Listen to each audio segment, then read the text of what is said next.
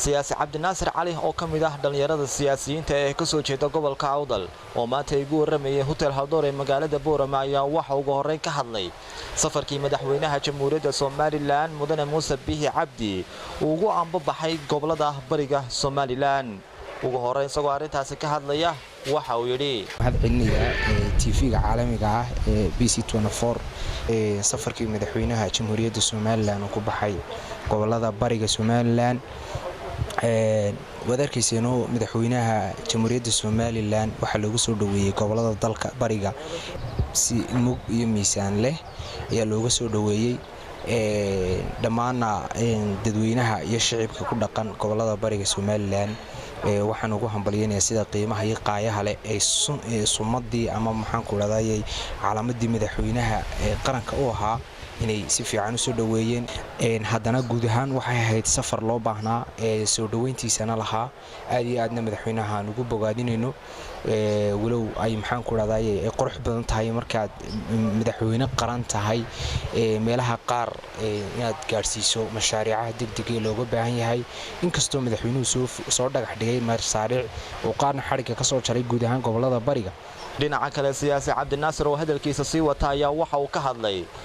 arrimaha la xiriira dhinaca doorashooyinka ee golaha wakiilada iyo deegaanka taasoo komishanka doorashooyinka qaranka Jamhuuriyadda Soomaaliland ay ku dhawaaqeen in aan ay qabsoomi karin xilligii loo aasteeyay doorashooyinkaasi isagoo oo taageeray hadaladii maalintii shalay ka soo yeedhay axsaabta mucaaridka ee Soomaaliland shooyinka golayaasha deegaanka iyo golayaasha kale ee qaranka ee dib u dhacay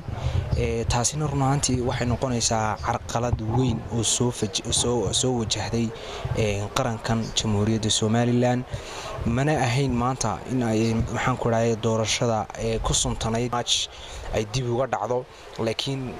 waxay inoo keenaysaa doorasho kasta oo dib u dhacday waxay inoo keenaysaa carqaladeeda iyo problemkeega maanta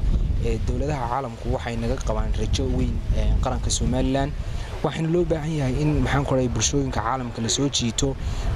si ay bulshooyinka caalamka u soo jiidano waa inay sidii ugu haboonayd ee loo cayimay dastuurka Jamhuuriyadda Soomaaliland ku suntana loo waafajiyo doorashooyinka dalka ka dhacaya si shakhsiyan waxaan u taageersanahay hadalka ay ku dhawaaqeen shalay xisbiga mucaaradka UCID ee ah in la qabto mudaharaado salmiya oo ku dhisan si nabadgelyo ah si loo cadeeyo in raali laga hayn doorasho dambe inay dib u dhacdo dawladda Soomaaliland insha Allah taala waxaan rajaynaynaa inay horumarkeega iyo ku talaabsan doonto insha Allah taala midlkeega taariikhda Soomaaliland waxa soo maray shan madaxweyne oo madaxweynahan shan ku yahay intuba taariikhi ka tageen wadanka nimba meer buu soo gaarsiiyay guud ahaantii waxaan fariin u dirayaa madaxweynaha Jamhuuriyadda qaranka Soomaaliland Mudane Muuse Bihi iyo xisbigiisa kulmiye waxaan leeyahay hadalkii uu madaxweyne Daahir Riyaale ka hinuu yiri ahaa maxaan ku raadayay Soomaaliland cid u aftirisa uma baahna cid u talisa u baahan tahay waa Jamaal Cumar Tubeec iyo Cumar Hayne telefishinka caalamiga ee Badda Cas 24 TV magaalada Boorama